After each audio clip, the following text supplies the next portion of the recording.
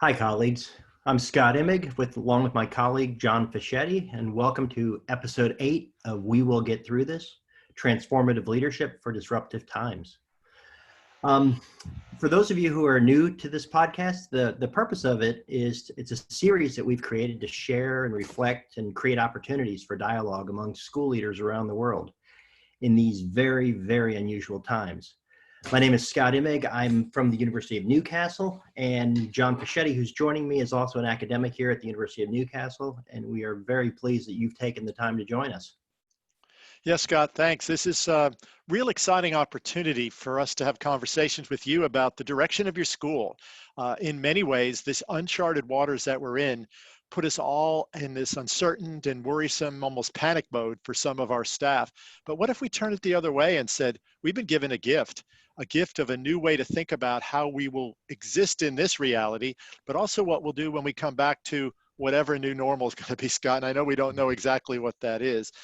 The theme for today is really getting inside your brain and then to our listeners, particularly school leaders, middle-level leaders who are running faculties or staffs in their discipline areas, and for primary teachers maybe who are team leaders, and maybe for policymakers running the whole system, is we've done a lot of damage, I'll say, in the last 30 years, promoting high-stakes assessments as the purpose of schooling.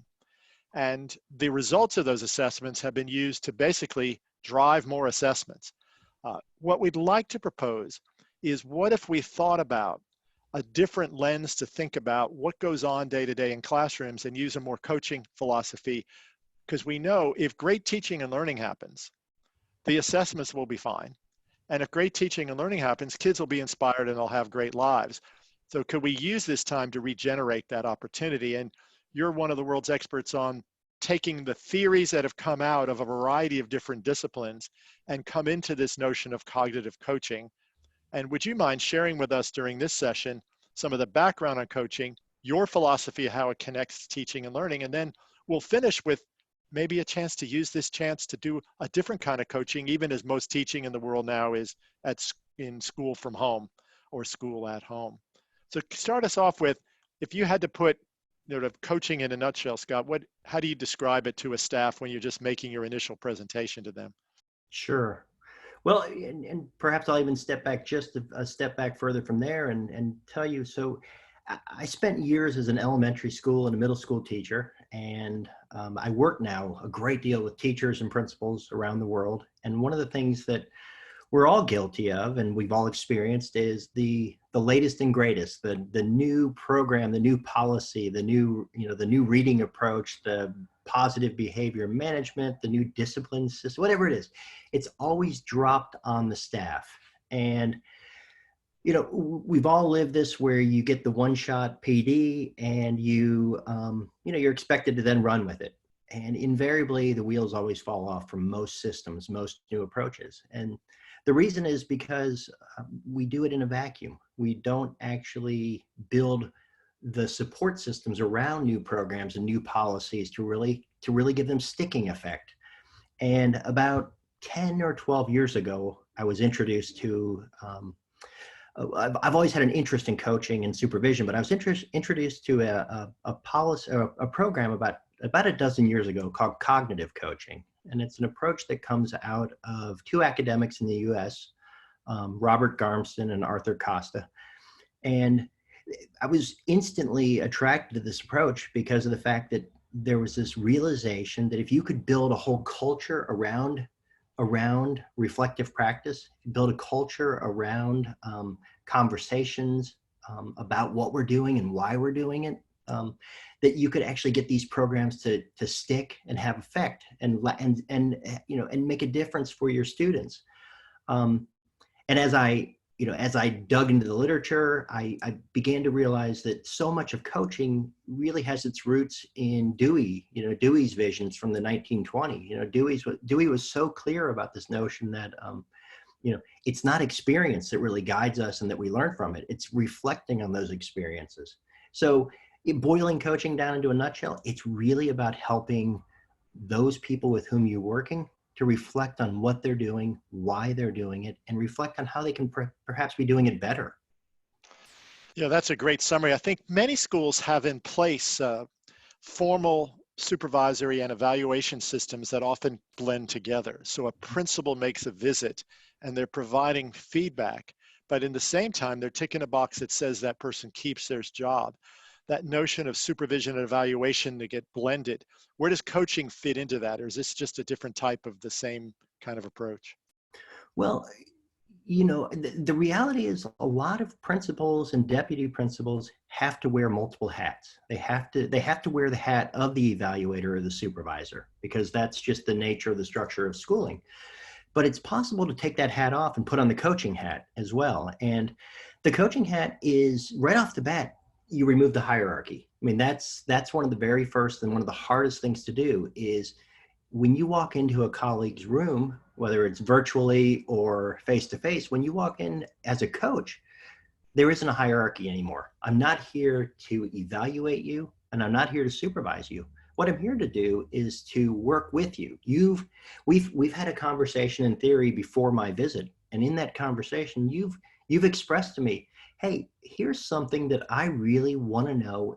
Am I doing it as well as I can? Is there opportunity for me to strengthen this part of my practice? And so as a coach, I'm coming in and I'm spending time with you. I'm observing your practice, but I'm only gathering and collecting information about things that you've asked me to focus on. So it's all about the locus of control in coaching. And in coaching, it's about putting it in the hands of the people who are most going to learn from it. I think that's the key, maybe difference than many of the evaluation processes that are used is to really build on success. And because the colleague is choosing what they're asking feedback on, it does become much more collegial process rather than maybe an inspectorate kind of model that I think in many countries is the norm and possibly puts teachers off. It's certainly the case. And, I always, I come back to the fact that none of this works if you don't have trust. Coaching is entirely built on trust. So in order to actually put in a coaching program to begin coaching a colleague, you have to have a relationship first. So when I'll teach, a semester or a full year of coaching courses, and then I'll take those full year courses and I'll also compress them into a couple of hours or a couple of days worth of workshops. But what's very clear and what we start off with is we start off with this notion that none of this works. The wheels completely fall off if you don't have a relationship with the people with whom you're working. You need to have trust. You need to have a mutual appreciation for each other's work. And the other thing we hone in on early on in these relationships is the fact that we're experiencing things very differently. And I'll do this with groups of teachers, groups of administrators. Really try to help them understand that we all see the world very differently, and that whereas you might be coming into a classroom and thinking, this is a non-threatening visit by me. I'm here to help. A lot of times your staff, your teachers don't see it that way.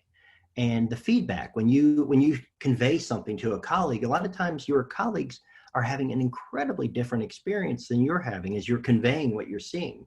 So it's about building trust, and it's about understanding that we all see the world very differently. And so those are kind of foundational, seminal pieces to make this work.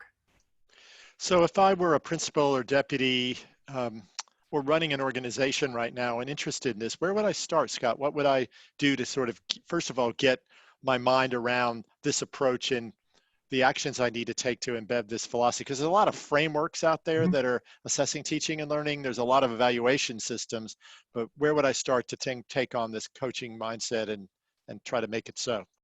Sure. Well, in terms of this specific approach, you could look at the research by those two individuals that I've highlighted, and perhaps we'll even put a link to an article by them on the bottom of this podcast. But beyond that, if you want to begin embedding a culture of coaching in your organization, it's important to bring everybody along. So it's important that you convey to your staff, hey, this is the approach that we're going to try. Help everybody skill up on that by providing them with an understanding of what the approach is.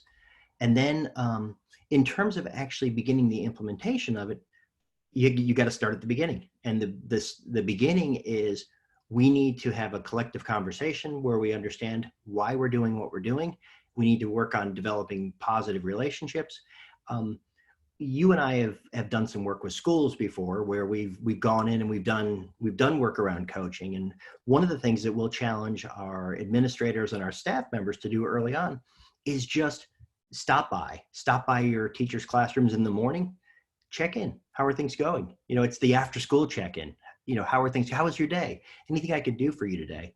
Those little stop-ins, those little visits, they begin to establish a relationship. And when you have that relationship going, then you can begin to engage in the coaching process. So how do we do that in this virtual space where for the next, around the world, it could be another 6 weeks or longer that school is running where we're not actually able to bump into people literally? Sure. Well, the relationships, that's something that I think we're all in a great position right now to be developing and building upon. And, by virtue of sitting here, I can, with a couple clicks, I can be in somebody else's living room and we can be having a conversation about how they're doing, how are they tracking. We can be talking about their own practice. This is a you can begin coaching. You can begin coaching today. And the way you can begin coaching today is you can reach out to a colleague, ask them how they're going, and then talk to them about what are some things that you're working on. This is a time of huge transition. You're trying to deliver the lessons that you've been delivering. Suddenly you're delivering them in a whole new dimension. And even your 25-year, 30-year veterans that maybe historically would have said to you, I've got this. This is the time where those veterans are willing to say to you, you know what, this is new. And I'm wondering how I'm tracking. So that's one opportunity. Reach out and have the conversation. How are you doing? Are there things that you're working on? Are there things you're looking to develop and strengthen?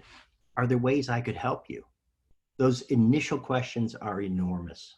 I think a lot of people are looking for feedback that also doesn't mean I'm taking more work home, because teachers are already on 100%. Mhm. So in some ways, I think if we looked at this as a chance to reflect on new ways of doing things or better ways to do things, but also that don't create more work, particularly around engaging formative assessment. I don't know a teacher or a leader or anybody in education that couldn't grow in their capacity to have new ways to understand it. Did my students learn this today? And if not, which ones need it repeated? Which Right. ones got it so quickly that I was actually wasting their time for most of it? And in the middle somewhere, the kids that were kind of probably going just fine. So how to differentiate, how to use formative assessment to make those real-time decisions. Would you suggest if we were starting somewhere safe that that's a good place to go? Because nobody could be actually feel they were Mm. super pro there. That's a wonderful example. And to use that example, so you're an administrator and you reach out to one of your teachers and you ask them about how they're using implementing formative assessment right now. How's it going with their 20 if they're an elementary school teacher, or their 150 if they're a high school teacher? How's the formative assessment going with those groups of students? Um, and just your willingness to engage in a conversation about the methods that they're implementing. So you can, first of all, how's it going? All right. How do you know that that's how it's going? To get them really reflecting on what they're doing and how they know. Because again, cognitive coaching and coaching in general is built on this idea of developing metacognition. So whereas I can drop in on you or drop in on another teacher, maybe I could drop in on you once every week or once every 2 weeks. I don't want to have to do that because I can't. What I want is for the teacher to begin going through these processes in his or her head. So if I can get you thinking about reflecting on what you're doing and why you're doing it and how you're knowing whether it's effective or not, that's a huge step. So what are you doing? How do you know it's working? And then what modifications might you try next time? And then, hey, that's a wonderful idea. Do you mind if we share those with the team? Do you mind if we get that out there and Yep. really disseminate some of this to your colleagues? Because that's about building that culture. And we know that if we can build a culture of coaching, build a culture where we're actually analyzing what we're doing and we're constantly reflecting and improving on what we're doing, it sticks. The programs, the policies, the changes, they make a difference. I think what you just hinted at, Scott, is something which I know in a workshop you would have started with, and we might want to raise with our listeners is this notion of coaching for what. So because of the cultural component, Mhm. we really first have to have a vision for the kind of learning community we desire and every teacher's role in building that, so that when we're coaching, we're not going against that, or so we sort of have almost a moral grounding of what this is all about. If we were in a very traditional old school approach, we might be coaching very differently than if we were in a future focused approach, or one that actually did what you were suggesting earlier around building kids' critical thinking or their problem solving or their overall well-being. So I think it's really important that we take your advice and we have that conversation with our teams during this hiatus of sorts, this new normal, because it might be we get to remind ourselves that when we're back to whatever old normal becomes in new land, we'll end up with a chance to reinvigorate, a chance to change what teaching and learning might be from a rat race or Mhm. a march to assessment, and make it actually about real authentic learning. 100%. I mean, this is a remarkable opportunity that we've been given. I know that we recognize the crises that it is, and we recognize how, you know, how damaging this is for so many people and the emotional toll. But there's also opportunities here, and it's important that we don't lose sight of the fact that we will get through this. And on the back end of this, we want to be looking at the way that we're teaching and that we're learning in classrooms, the way we're motivating and empowering students, the way we're motivating and empowering our staff. And we want to say, did we learn anything? Have we changed what we're doing? And this is the ultimate coaching. Right now, this is the ultimate coaching that we should be doing for each other in terms of thinking about, hey, this is a bit of a time to step back and ask ourselves, do schools work? Do schools work the way they're structured? And I think very few people would say, yes, they do work for all students. Yep, absolutely. So if we were going to give a task to our listeners to take to their teams as a result of this episode, what would you suggest that task could be that would have them reflect with those teams on a process like cognitive coaching they might want to use?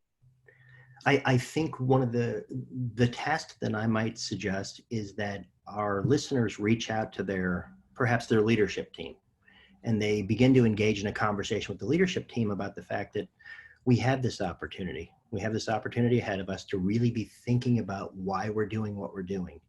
And as a team, let's figure out what is an area, what's a practice in our school. Maybe it is formative assessment, maybe it is differentiation, but let's collectively begin to engage in a conversation about why we're doing what we're doing and if we know it works.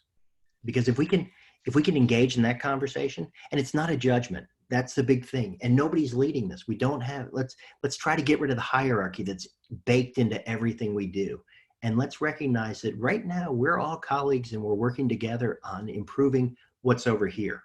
And that's the quality of education for every student that attends our schools. So that's the first step.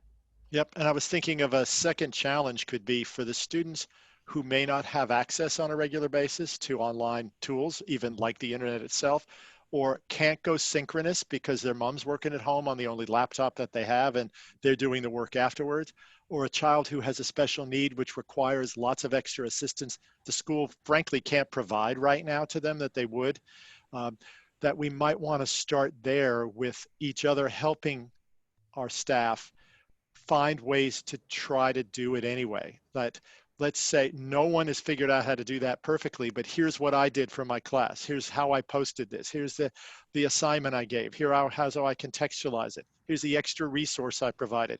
Because I think we'll all be looking for the second round of putting this stuff online for really good tips. And there's no better tips than from each other. So creating a culture of sharing and borrowing, particularly for students who might not get it in the way in which we just have posted it, which might be a little clunky right now, to be honest with you. Well, that's fantastic. I love that suggestion, John. So perhaps the first challenge for these leadership teams is to reach out and create this culture where we begin to ask ourselves, how are we meeting the needs of every one of our students in this very, very stressful but opportune time? I think that would be wonderful, and we look forward to your feedback listeners, as we go forward processing this lesson, Scott's email will be below on the YouTube or the podcast site if you'd like to get in touch and follow up on this discussion. He gave you references earlier in the episode to the literature that supports this view, and we look forward to your taking this forward and making it better. The purpose of these podcasts is really to create conversation, provide community, and hope that we will get through this. So as we finish episode 8, we really owe a debt of gratitude to Scott for all of what he does and has done in his long educational career, but for the great insights today. Scott, it was wonderful. Thank you so much for taking the lead today. I really enjoyed it. And please do get in touch. Love to hear more from what our great listeners are doing. Yeah, thanks you all. Episode 9 ahead will be a really wonderful opportunity to look more at the kinds of transformational change in schools, and we'll look forward to other episodes ahead with future guests like Scott. Thank you, Scott. Thank you.